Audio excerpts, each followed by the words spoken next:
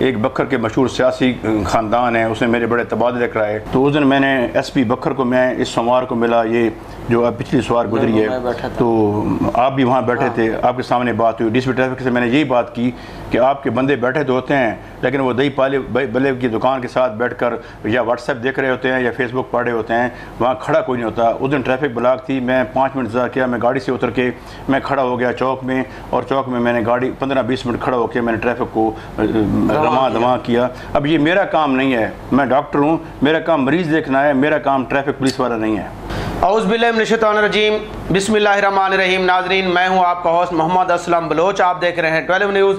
आज हमारे स्टूडियो में जो शख्सियत आज जो हमारे मेहमान हैं उनका नाम है डॉक्टर मोहम्मद मुश्ताक अनवारुल हसन नियाज़ी, जो कि किसी तारुफ के मोहताज तो नहीं हैं, लेकिन आज उन्होंने अपना कीमती वक्त जो है वो हमें दिया है। आप तक जो मालूमात हैं वो आप तक पहुँचाएँगे। डॉक्टर साहब की दिलचस्प गुफ्तगू भी, डॉक्टर साहब का मुकम्मल इंटरव्यू और तारुफ भी हम पेश करेंगे। बहुत शुक्रिया डॉक्टर साहब कि आपने अपना कीमती वक्त दिया हमें, आप हमारे स्टूडियो में तशरीफ़ रहे।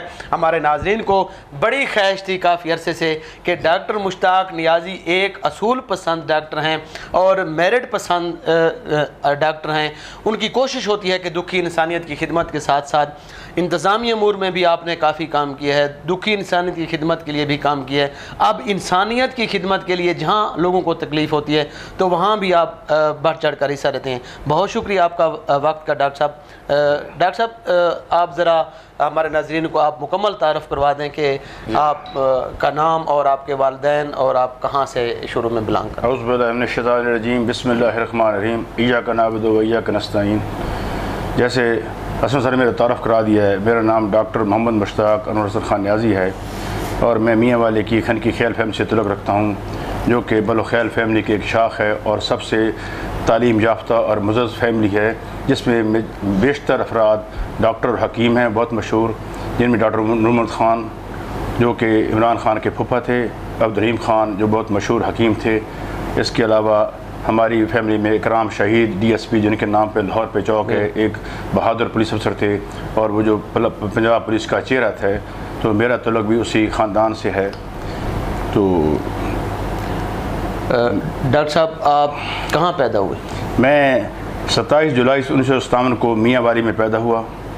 मैं अपना ख़ानदान में सबसे पहला बच्चा था, जिसे पलवटी का बच्चा कहते हैं, ठीक है ना जी। और मैं दादेहाल और ननिहाल में सबसे पहला मेल चाइल्ड था अपने ख़ानदान में, माशाअल्लाह। तो इसलिए मेरा नाम चूँकि ज़रा लंबा रखा गया, क्योंकि मेरे नाना का नाम पीर का नाम था मुश्ताक, जबकि मेरे वालिद साहब का अनवर ख़ान था और दादा का नाम ग़ुलाम हसन खान था। तो उसने उन सब नामों को मिला कर मेरा नाम बना दिया मोहम्मद मुश्ताक अनवर हसन खान नियाज़ी। डॉक्टर साहब, इब्तदाई तलीम आपने कहाँ से हासिल? मैंने इब्तदाई तलीम प्राइमरी स्कूल मौलाना ख्याल से हासिल की, फिर मैंने high school government centre model high school मियाँ वाली से हासिल की, जो कि नवाब अमीर मुहम्मद कालबा का मियाँ वाली के लिए एक तोहफ़ा था, क्योंकि उस ज़माने में सेंट्रल मॉडल स्कूल लाहौर था और दूसरे नंबर पे मियाँ वाली में था। तो मैंने वहाँ 5 साल तालीम हासिल की है और हर इम्तिहान में शशमाई, नुमाई और सालाना में मैं हमेशा अव्वल आया हूँ। और मैंने मैट्रिक 1973 में मियाँ वाली सेंट्रल मॉडल स्कूल से किया था। और उसकी सबसे नुमायाँ बात यह है कि मेरे मैट्रिक के इम्तिहान में इंग्लिश में 150 में से 148 नंबर थे, जो कि एक रिकॉर्ड है जो अभी तक कोई नहीं तोड़ सका। माशाअल्लाह, माशाअल्लाह। और FSC कुछ अर्सा मैं गवर्नमेंट कॉलेज बूरेवाला पढ़ता रहा हूँ, क्योंकि वो बहुत अच्छा कॉलेज था। वहाँ दाऊद साइंस ब्लॉक था, जो कि बूरेवाला टेक्सटाइल मिल वालों ने, दाऊद फैमिली ने बनवाया था। लेकिन आखिरी 6 महीने मैंने गवर्नमेंट डिग्री कॉलेज बकर से किए हैं। और उस दौर में 75 में FSC जब मैंने की तो मैं बकर ज़िले का वाहिद तालिब इल्म था कि जिसने मेडिकल कॉलेज में दाखिले के लिए क्वालिफाई किया। और मेडिकल कॉलेज कौन से मेडिकल कॉलेज में आपका मेरिट पे एडमिशन? मैं 1976 में नेशनल मेडिकल कॉलेज मुल्तान में दाखिल हुआ। जब उस ज़माने में king Edward medical college Lahore के बाद दूसरा मेरिट जो था वो नेशनल मेडिकल मुल्तान का था। उस ज़माने में लास्ट मेरिट था किंग मेडिकल का 696, जबकि मेरे नंबर 686 थे। तो मेरी ख्वाहिश लाहौर की थी, लेकिन मुल्तान हम सराइकी लोगों के लिए, हम पिंडों के लिए मुल्तान एक नेमत गैर मुतरकब है। डॉक्टर साहब यकीनन लायक तरीन स्टूडेंट्स थे, अपने दौर में इन्होंने बेहतरीन नुमायाँ पोजीशनें हासिल की हर क्लास में, और आपने मेडिकल कॉलेज में एडमिशन लिया, आप डॉक्टर बन गए। और आपने ये क्यों फ़ैसला किया कि आपने डॉक्टर बनना है, डॉक्टर बन के कौम की खिदमत करनी है? ये जज्बा शुरू में ही आप में था या आपके वालिदैन की ख्वाहिश थी? ये क्योंकि मैंने आपको जैसे अर्ज़ किया है कि मेरी फैमिली जो मशहूर थी डॉक्टर और हकीमों की वजह से, तो एक फैमिली ट्रेंड भी था, तो मुझे भी शौक़ था कि मैं डॉक्टर बनकर दुख इंसानी की खिदमत करूँ।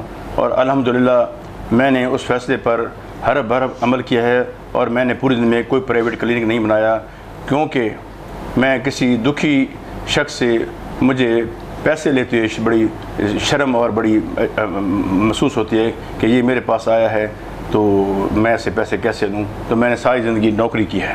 डॉक्टर साहब, आपने ज़्यादातर पेशेंट पे चेक किए, तवज्जो दी, या इंतज़ामी अमूर में ज़्यादातर मुलाजमत की? मेरी पहली पोस्टिंग जो थी वो असिस्टेंट डिस्ट्रिक्ट हेल्थ ऑफिसर कलूरकोट की थी, तो इंतज़ामी अमूर में थे, तो उसमें मैं काफ़ी बेहतर परफॉर्मेंस थी। उसके बाद मैं उसमें रहा, मैंने मुख्तलिफ ट्रेनिंग की। तो इस दौरान में मुझे बहुत से बच्चों का जो प्रोग्राम है, बच्चों को जो पोलियो कतरे पिलाते हैं, वैक्सीनेशन करते हैं औरतों को, इस प्रोग्राम में मैं तहसील कलूरकोट का और बाद में तहसील बखर का इंचार्ज रहा हूँ। और अल्लाह के फजल से जिस दौर में मैं रहा हूँ तो फील्ड स्टाफ की कारकर्दगी 100% थी। मैंने किसी बंदे से कोई रियायत नहीं की। हालांकि एक दो मेरे करीबी दोस्त थे कि जिनको मैं नहीं जानता था कि ये महकमा सेहत के मुलाजम हैं। जब मैंने मीटिंग में देखा तो वो वहाँ बैठे थे, तो मैंने पूछा क्यों बैठे हो, तो उन्होंने कहा जी हम मुलाजम हैं। मैंने काम में कोताही की वजह से उनको भी सस्पेंड कर दिया। बाद में मुझे प्रेशर हुआ कि मैं उन्हें माफ़ नहीं किया जब तक उन्होंने अपनी कारकर्दगी बेहतर नहीं बनाई। माशाल्लाह डॉक्टर साहब, आपकी काफ़ी माशाल्लाह शोहरत है। आप RIC सेंटर बेहल दुल्लेवाला में भी आप तैनात रहे, जंडावाला में।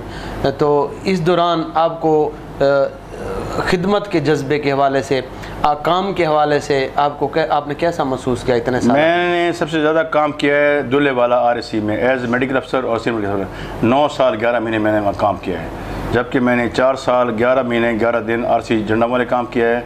2.25 साल मैंने बेल काम किया है। और जब मैंने बेल को ज्वाइन किया था 1 जनवरी 2015 को, तो बेल अस्पताल की हालत थी जिस तरह एक बंदा डेथ बेड पे होता है, वेंटिलेटर पे होता है। और अल्लाह के फजल से 90 दिन के अंदर मैंने वो तमाम सहूलतें जो हस्पताल का शान निशान होती हैं, यानी कि हस्पताल की सफाई, अमले की हाज़िरी, अद्वियात की दस्तयाबी, डायग्नोस्टिक सर्विसेज जिसमें एक्सरे लेबॉर्ट्री ये शामिल हैं, ECG, अल्ट्रासाउंड। उसके बाद एम्बुलेंस को मैंने ऑन रूट किया, जो जनरेटर थे 2 थे मैंने उनको फंक्शनल किया। और मैंने कोशिश की कि जो इवनिंग और नाइट में जो एमरजेंसी सर्विसेज हैं उनमें 100% दवाई भी मुहैया हो मरीज़ को और 100% अमले की हाज़िरी भी मुहैया हो। इस दौरान काम में कोई सियासी प्रेशर या कोई ऐसा भी होता था कि काम के दौरान नाजायज़ लोग ख्वाहिशात की तकमील के लिए, जैसे MLC है, बाकी कुछ मामलात होते हैं जो कि कहते हैं इसका ट्रांसफ़र पोस्टिंग के हवाले से भी इस मुलाजिम को इधर कर दो, इसको उधर कर दो, तो आप किस तरह मैनेज करते हैं? मैंने right man for the right job, ये मेरा असूल रहा है। अगर आप सही बंदे को सही पोस्ट पे लगाएंगे तो उस बंदे की कारकर्दगी बेहतर होगी और आपके महकमे की कारकर्दगी बेहतर हो जाएगी और लोगों को उसका फ़ायदा भी ज़्यादा होगा। मैंने किसी बंदे को दर खुर इतना नहीं समझा। इसमें एक बखर के मशहूर सियासी ख़ानदान है, उसने मेरे बड़े तबादले कराए, लेकिन मैंने उन्हें साफ कह दिया कि मैं जहाँ भी जाऊँगा मैं डॉक्टर लगूँगा, मुझे डिस्पेंसरी नहीं लगाना। और जो रिज़्क है उसकी कमी बेशी, मौत, ज़िंदगी, ये सब अल्लाह के हाथ में है, ये इन बंदों के हाथ में नहीं है। डॉक्टर साहब, आप डॉक्टर साहब की बात सुन रहे थे। नाजरीन, लेते हैं एक ब्रेक, फिर हाजिर होते हैं, इंटरव्यू का सिलसिला जारी रखेंगे।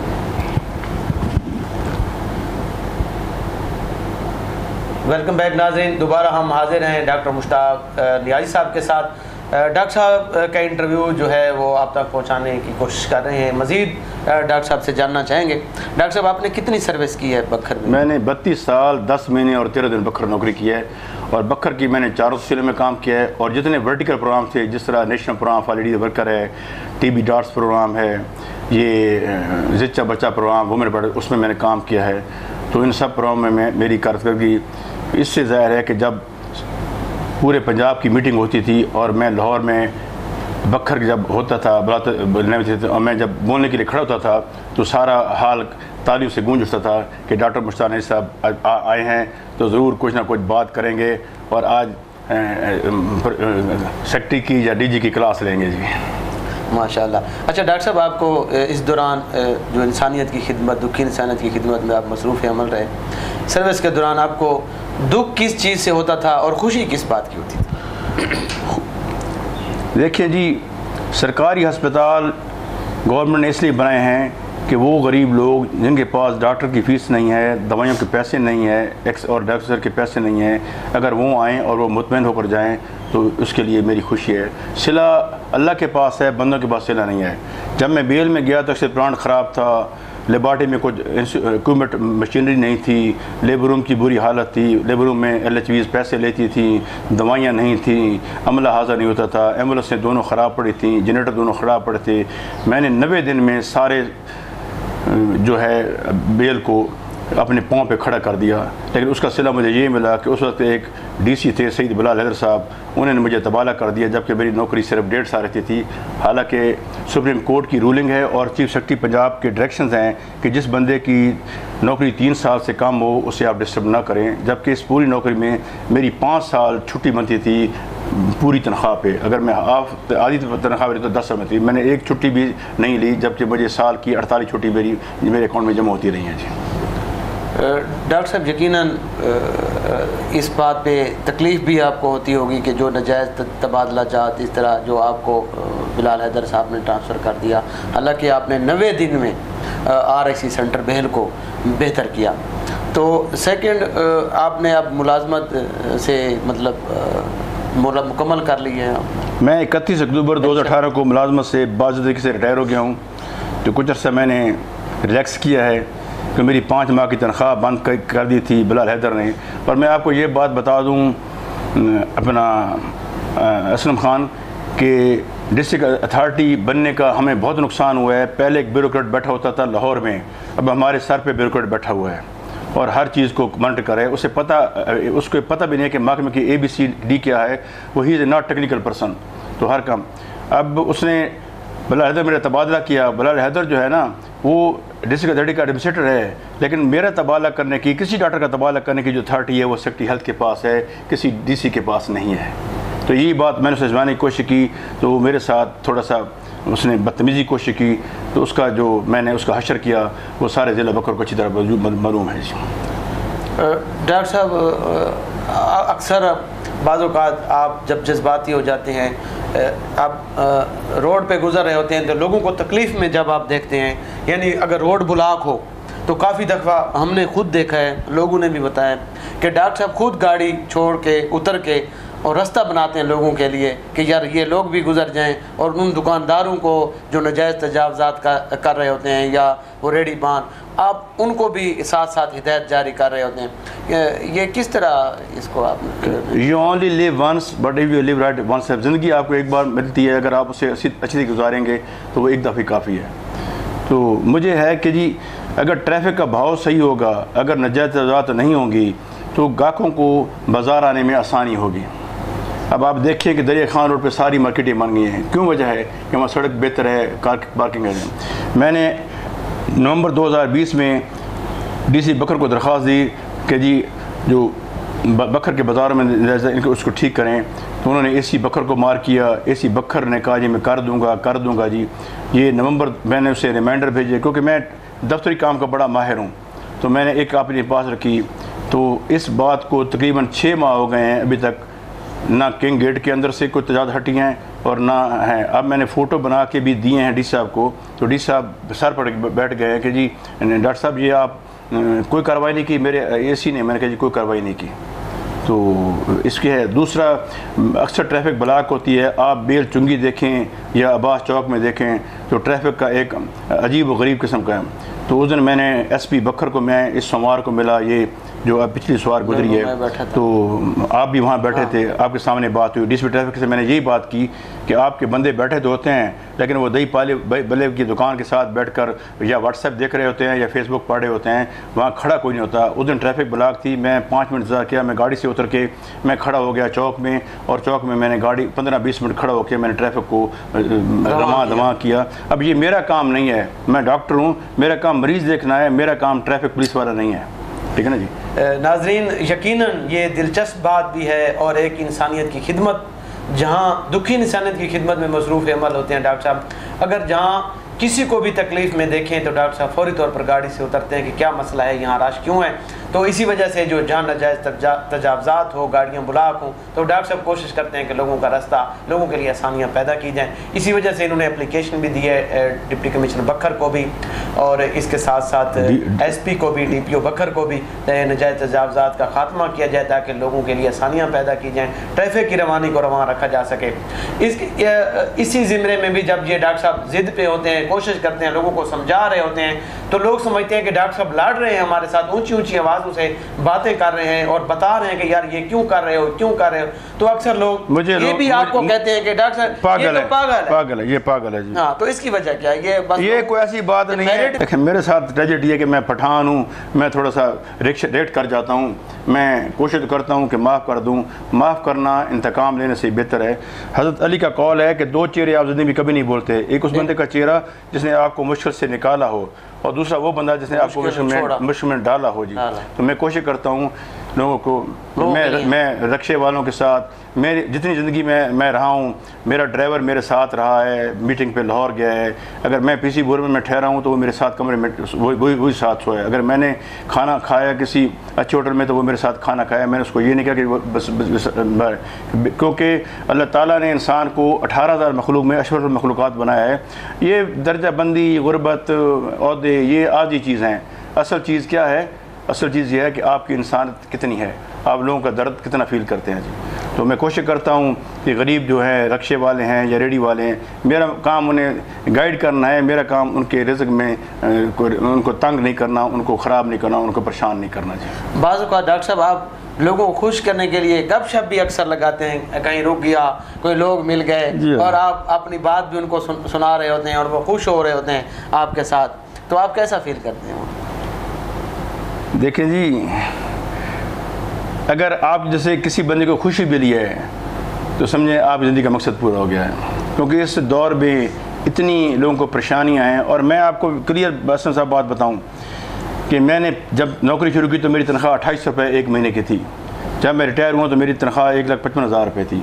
अब मेरी तनख्वाह 2,08,000 है और मेरे कज़न इमरान खान की मेहरबानी से 2,18,000 हो जाएगी। 5.5 एकड़ मेरी ज़मीन भी है, ठीक है ना जी। और मेरे 2 बच्चे शादीशुदा हैं और 2 बच्चे मेरे डॉक्टर हैं, ठीक है, और गवर्नमेंट के इदारों से पढ़े हैं।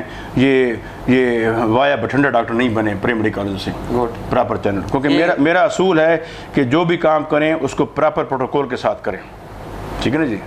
तो कोशिश की है, अल्लाह, ये सब मेरे अल्लाह की रहम है। और मैं जब कोई इलेक्शन हो और लोग खुश हों और ढोल शोल बजा रहे, एक दफ़ा आप जा रहे थे अपने RSC इधर जा रहे थे और लोग खुश हो रहे थे, ढोल बजा रहे थे, तो आपकी भी वीडियो जो है वो वायरल हो गई थी कि आप भी वहाँ। मैं दरअसल उस दिन बेल मेरी पोस्टिंग थी तो बेल से आ रहा था, तो नोतक में मेरे ड्राइवर का भाई खड़ा था तो वो ढोल बज रहे थे। तो मैंने पूछा क्या है, उन्होंने कहा जी ये मियाँ नवाज शरीफ नायल हो गया है और नवानी अहल हो गए हैं। तो रशीद अकबर खान से मेरा बड़ा कल्बी ताल्लुक़ है, रशीद अकबर खान नवानी ख़ानदान का फ़ख्र है जी। तो मैं वहाँ नाचने लग गया, ठीक है ना जी। तो खुशी में तो वो सारे लोग आपके साथ वीडियो बन गए। मेरा एक दोस्त इंग्लैंड से आया, उसने कहा नहीं साहब आप तो बड़ा प्यारा, अच्छा बड़ा सोना नचते हो। मैंने कहा तुमने कहाँ देखी मेरी वीडियो? कि जी मैंने लंदन में देखी। तो लोगों ने पूछा ये कौन है? मैंने कहा जी बकर के नाई साहब हैं, हमारे दोस्त हैं, ये बड़े दबंग आदमी हैं जी। तो तकलीफ़ें बड़ी होती हैं जी। बलल हैदर के दौर में मैं बड़ा परेशान रहा हूँ जी, अल्लाह ताला उसको हदायत दे। लेकिन ये सारी कमज़ोरी मेरे MP MNs की थी जिनके से वो बदमाश बना रहा है। अगर मैं MP MN होता तो मैं देखता वो लोगों के साथ कैसे बदमाशी करता। डॉक्टर साहब आप प्रैक्टिस भी कर रहे हैं जहान खान में, तो लोगों की खिदमत कर रहे हैं। आप उस दिन बता रहे थे कि कुछ लोग फिर भी बात करने से, किचड़ा उछालने से, खबर लगाने से बाज नहीं आते। नहीं वजह इस हवाले से नहीं, वो असलम खान वजह यह है कि जिस क्लिनिक में मैं काम करता हूँ वो उसका नाम है अख्तर क्लिनिक। अख्तर साहब ये 5 भाई हैं और इंतहाई थारो जेंटलमैन है। ये गरीब बंदे थे, अब अल्लाह ने पे राज़ी हुआ है। इनके पास अब कोठी भी है गुलशन मदीना में, 1 कनाल की गाड़ी भी जैरस है, क्लिनिक भी है, दुकानें भी उनके 25-30 दुकानें भी हैं, कुसरा माजर। तो अब लोग उनसे जेलस होते हैं, तो वो मेरी कोई किसी न किसी बात को बहाना बना के उनको वो टीज़ करते हैं, क्योंकि वो शरीफ आदमी हैं, वो जल्दी परेशान हो जाते हैं। तो मैं तो न्याजी हूँ जी, हक और सच, मैं तो हाँ जी, मैं तो हक सच की बात करता हूँ। अगर आप सच्चे हैं तो आप डट जाएं, चाहे आप 313 क्यों ना हो जाओ, ठीक है। खुदा उनको हिदायत दे जो ऐसा आपके। देखिए जी, जहान खान में एक खड्डा पड़ा हुआ है जी, 1 साल 8 महीने हो गए जी। उस खड्डे के लिए मैंने SDO हाईवे शाहवेज खरल को कहा, एक्सियन हाईवे को मैंने कहा, आमिर को, वो दोनों गए, उन्होंने वहाँ सीमेंट बनाया। मैं कल मिला हूँ एक्सियन से, उसने कहा जी डॉक्टर साहब इसका सही तो रिपेयर बाद में होगी क्योंकि इसमें पानी की लाइनें वगैरह डालेंगी, लेकिन हम इतना कर देंगे कि वो मोटरेबल जाए। वहाँ बड़े बड़े 22 व्हीलर जो ट्राले हैं वो भी वहाँ फंस जाते हैं। तो मेरा और मैंने वहाँ से 36 मोड़ से लेके साबर काकड़ के पंप तक मैंने सड़क की स्कीम 1 वे मंजूर करवाई है, और मैंने जहान खान से 55 TDA तक सड़क की मेंटेन रिपेयर का भी बजट कि वो हो जाए। हालांकि मैंने रहना तो है, यहीं रहना है, और मैंने कोशिश कर रहा हूँ कि मुझे किसी WHO में या कहीं नौकरी मिल जाए ताकि जो मेरा तजर्बा है वो लोगों का काम आ जाए। कम से कम ये जो ज़िच्चा बच्चा प्रोग्राम है, मैं अगर उसमें चला जाऊँ जिसमें मैंने 6 साल काम किया है, और या फिर मैं किसी ये बच्चों को जो पोलियो कतरे पिलाते हैं या वैक्सीनेशन है, इस प्रोग्राम में आ जाऊँ, तो ज़िंदगी मेरी, अब मेरी उम्र 62 साल हो गई है जी। किया है उसमें, उसमें के मैंने अप्लाई किया है जी, अप्लाई किया है जी। तो मुख्तलिफ प्रोग्राम है, लेकिन मैं ससूल कायल हूँ कि उस प्रोग्राम में मैं कोशिश अप्लाई करूँ जहाँ मेरा एक्सपीरियंस है, जहाँ मेरा नॉलेज है, जहाँ मेरा टैलेंट है।